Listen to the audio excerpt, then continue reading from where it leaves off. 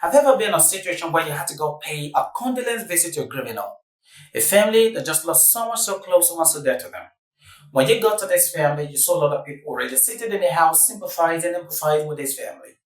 And when you stepped in, you walked in quietly. When you took the turn to offer your words of condolences, like everyone else, genuinely, you opened your mouth to say the very first few words.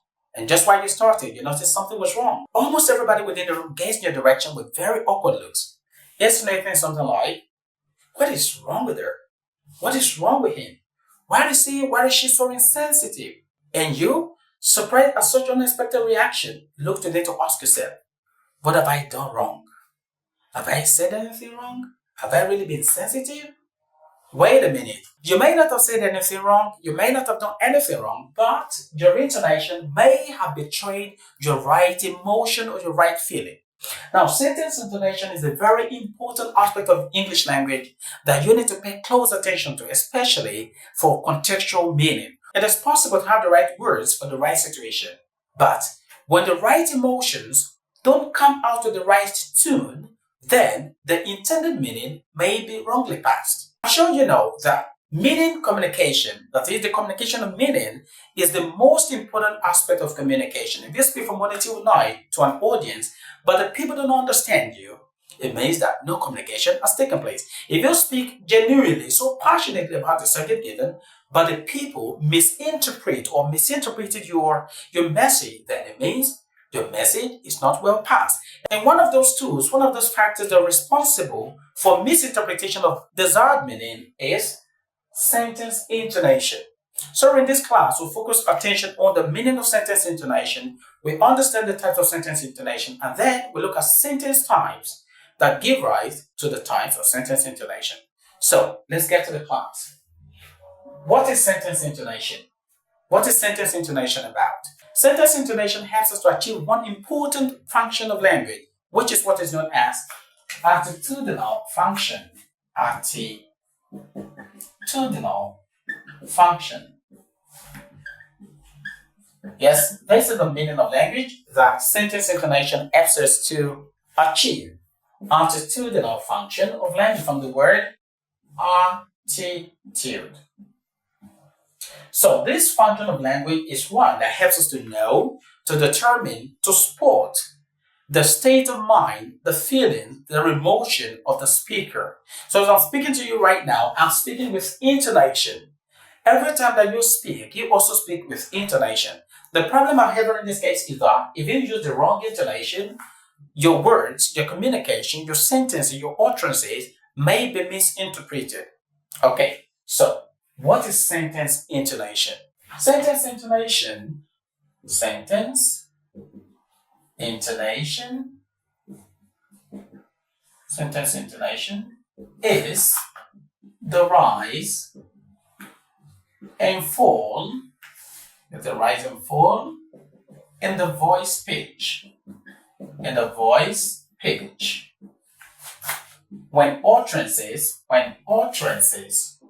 When utterances are made. So the rise and the fall in the voice pitch when you speak is what is known as sentence intonation. So this is the most important part of the definition. The rise and the fall in the voice pitch. So when you speak, when you utter utterances, when you utter words, when you utter sentences, you communicate, the rise and fall in your voice pitch affects the desired or the intended meaning you wish to pass.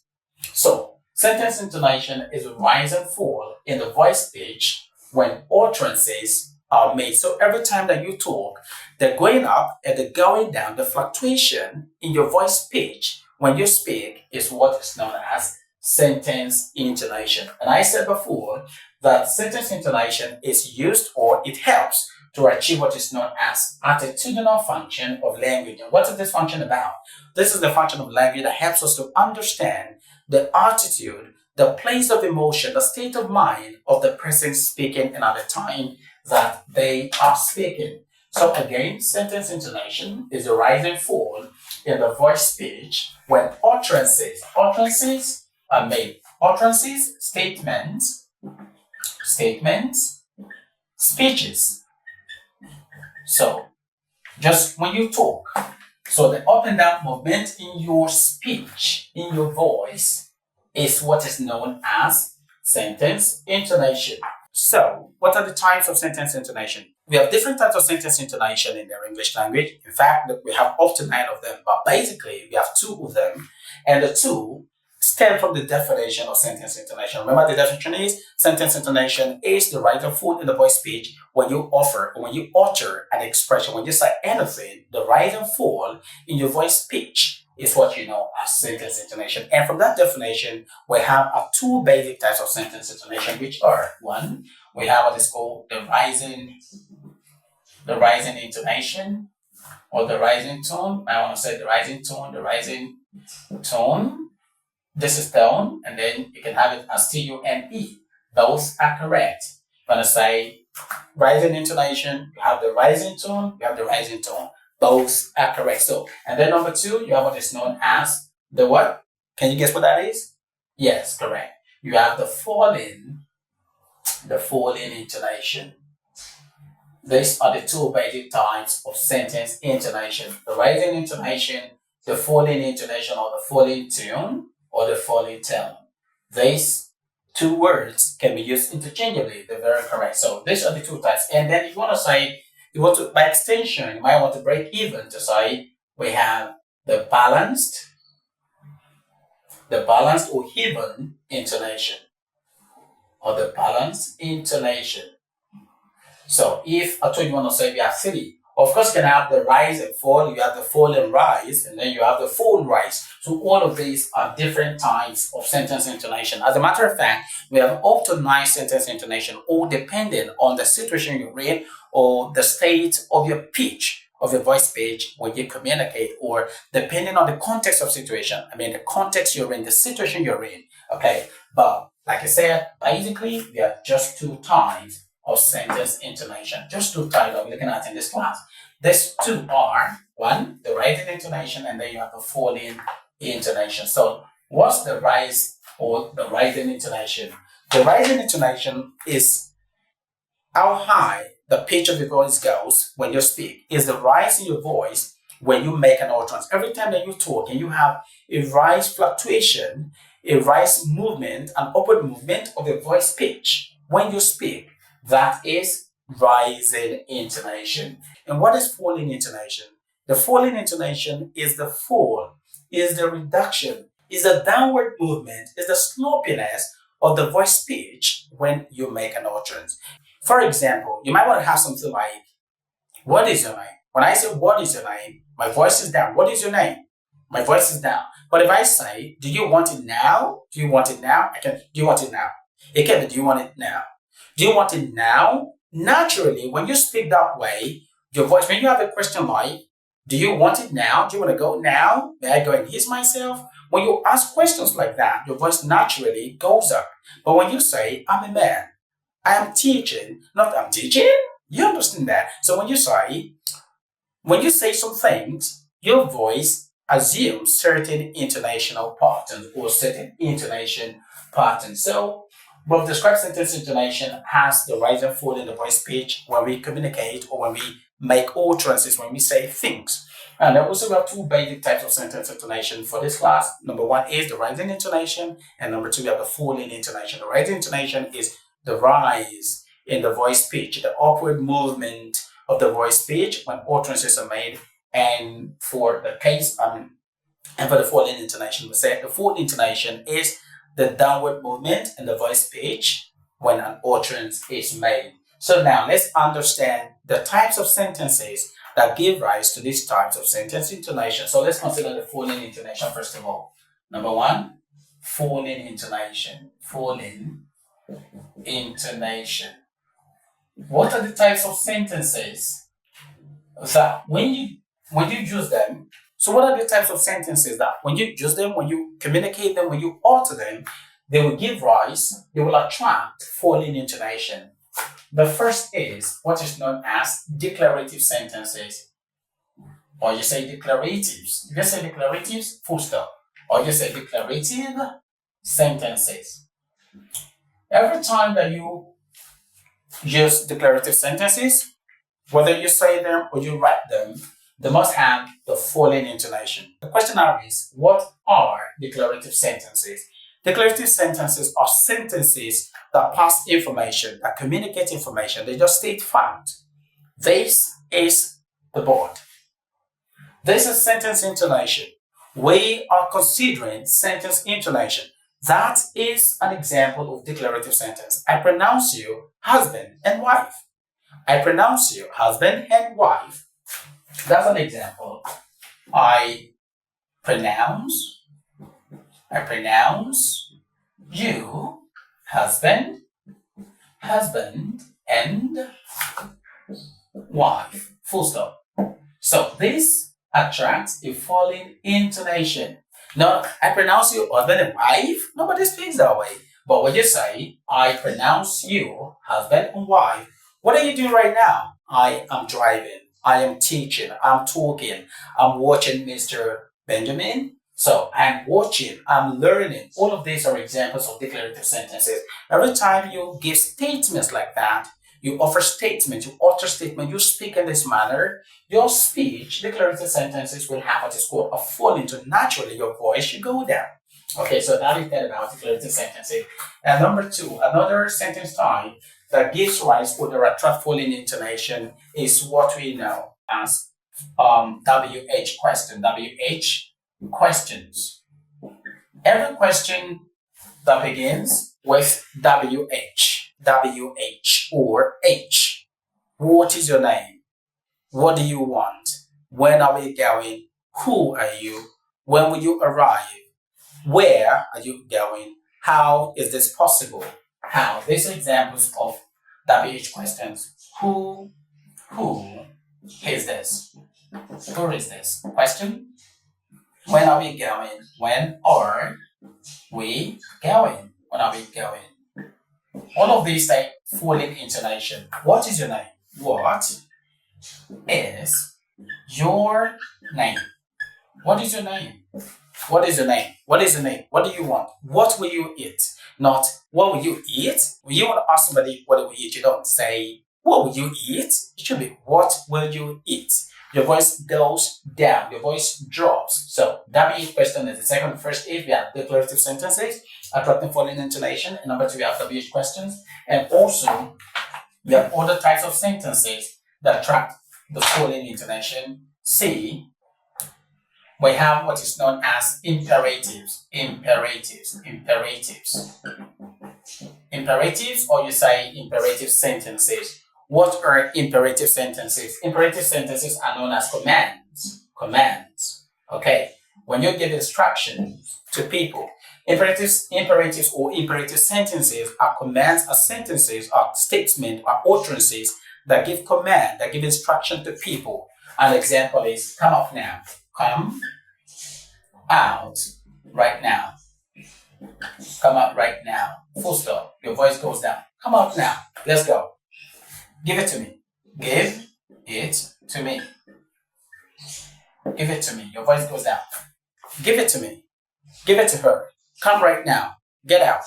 Let's go. All of these are examples of imperatives. When you command people, you give instruction to people. Do it now. Do it now. Come. Sit down. Sit. Come and sit. So all of these are examples of imperatives. Remember, declarative sentences attract falling intonation, WH questions, imperative sentences. And three, we have exclamations. Exclamations or exclamatory sentences are sentences that give surprise, they show emotions, they show the state of feeling at the time of the speech. So exclamations such as, oh, no, wow. So these are examples of exclamation. So when you shout, when you yell at people, when you show surprises, congratulations. Or congratulations. No, congratulations? Oh, am I still within frame? No, I'm not within frame. Let me take that again. I just checked my camera and noticed I have gone out of frame. So let's write a congratulations. Congratulations. So it's congratulations. No, congratulations, you're down. Congratulations. So these are examples of exclamations. Okay. So remember, we've had declarative sentences of each questions. We have imperatives, we have commands. Okay. Then we have what is known as, let's say for D, we have what is known as the last part of alternative sentences. The last part of alternative sentences. This is another example of a sentence type that gives rise or the attracts following intonation. The last part of alternative sentences. What are alternative sentences? Alternative sentences are sentences that give the person you're speaking to the opportunity to make a choice out of two options. For example, you can have something like, do you want bread? Do you want bread? Do you want bread or rice? There's a question. Now, do you want bread or rice? Look at this. The presence of this correlative conjunction makes this an alternative sentence, okay? We have two options, okay? Wanting bread and wanting rice. Now, this type of sentence, the last part of an alternative sentence, which is the second part here, must have a falling intonation. Do you want bread or tea?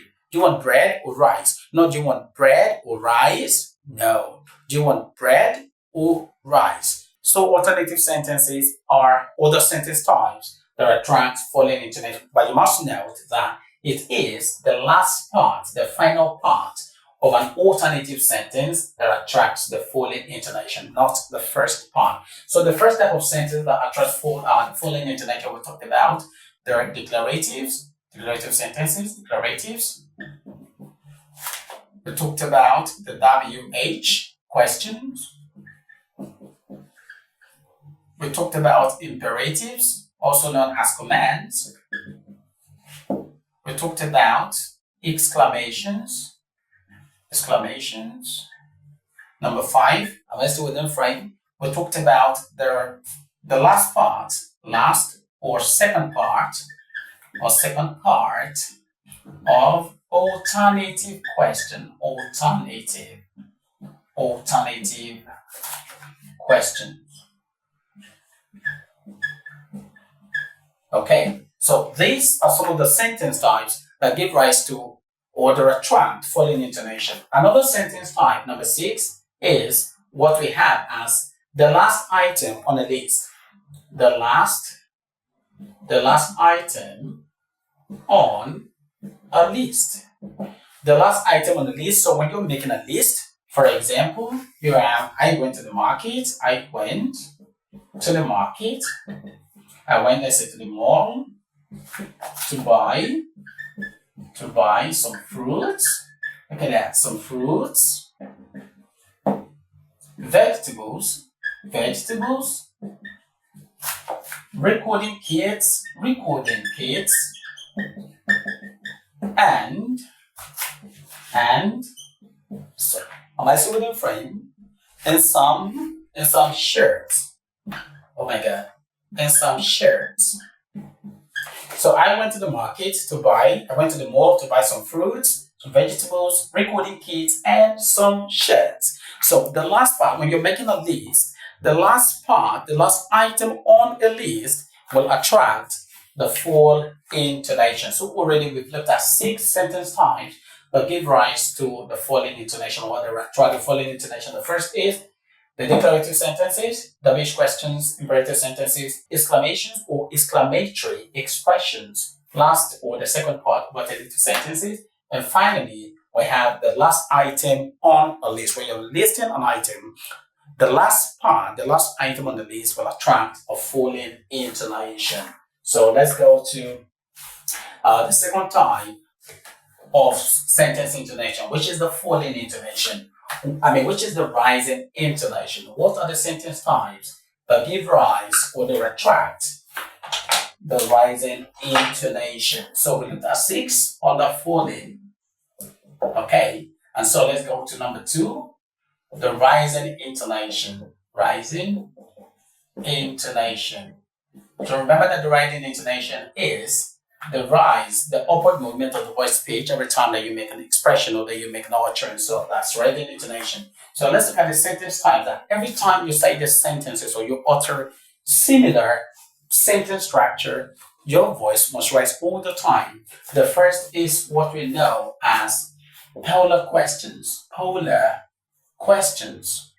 Polar questions. What are polar questions? Polar questions are questions that require a yes or no response. Polar questions are questions that require the person you're speaking to respond with a yes or no. So every time you have polar questions, you must have a rising intonation. Do I have to define that on the board? Okay. Polar questions are questions that require yes or no response. That's it. Am I still with it, Frank? Yes. Response. So that's it. Polar questions are questions that require yes or no response. For example, if I say, are you ready? Are you ready? Are you ready? This goes up, not are you ready? Are you ready? It's are you ready? Number two, is she here? Is she here already? Is she here already? Not is she here already? So if you ask a question that requires the next person to answer with a yes or a no, that type of question is what we call or describe as polar questions. And polar questions must have rising intonation. So still talking about questions, let's take another type of question that gives rise to the rising intonation. That question is known as question tag, or tag questions. So what are question tags? Question tags are questions that are asked to seek confirmation on what has been previously said. For example, if I say, I'm in the class. Now, to seek confirmation of the question, am I not? That is, am I not in the class? Am I not? She's a girl, isn't she? Okay, she's talking, isn't she? This is the house, isn't it? So all of these example questions are known as question tags, and question tags must take rising intonation every time that we use them during expressions. So when you speak, you use question tags, make sure that your intonation is a rising one. When you have polar questions, make sure your intonation is also a rising one. So let's go to another sentence type that gives rise or the attract the rising intonation, and that is polite request. Polite request. Polite requests are questions that are asked with some sense of courtesy, okay, with some politeness. So if I say, may I go with you? Would you please? May I go with you, please? So if I ask a question like this, may I go with you, please? May I go with you, please? Not may I go with you, please. May I go with you, please?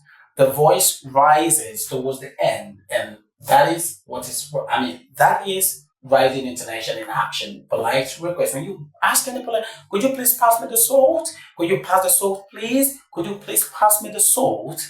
So all of these are polite requests, and polite requests, every time you use them, must attract the rising intonation. So let's go to the fourth sentence time that gives rise to the rising intonation. Number 4, we have the first part of alternative questions. The first part, alternative questions.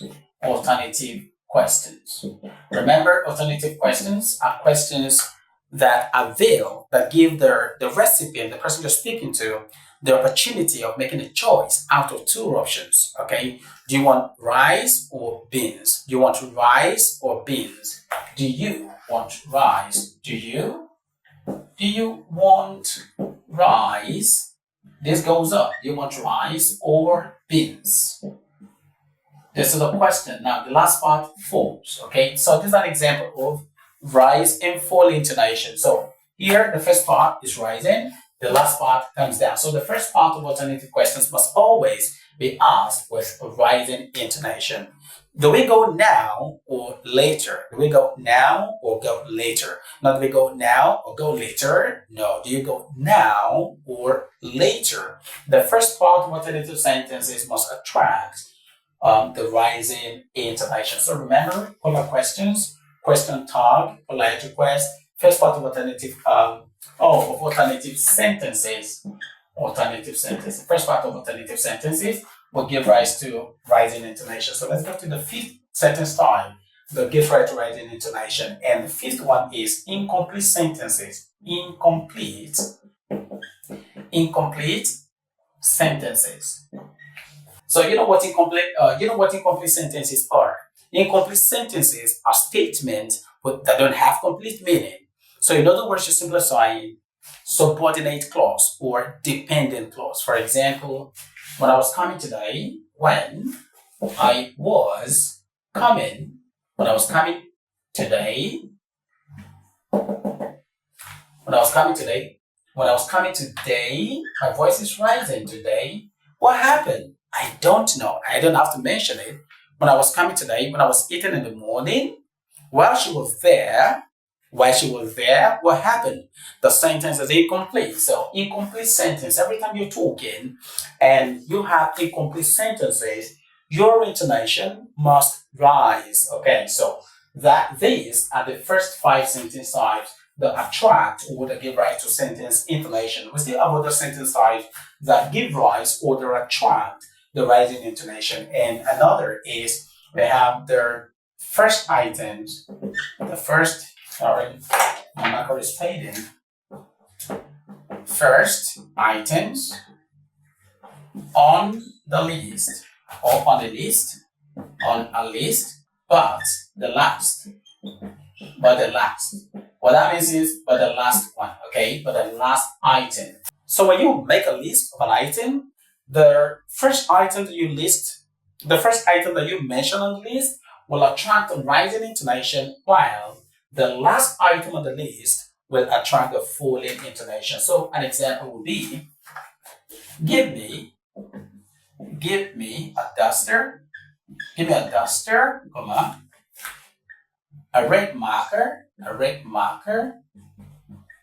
let's just say 2. Give me a duster, a red marker, comma, and an eraser, Give me a duster, a red marker, and an eraser. The last item goes down, take the falling intonation, but the first opening items on the list, a duster, a red marker, and an eraser, not an eraser. So give me a duster, a pen, and an eraser. Nobody speaks that way, but give me an eraser, give me a ruler, and a pen. Okay, so the first opening items on the list attract the rising intonation, while the last item attracts the falling intonation, as we've considered under the falling intonation. Now, another type of sentence that attracts the rising intonation is what is known as the statement questions. Statement questions. You know, sometimes you have sentences that are said, that are read as questions. Okay. He is here. Now, he is here.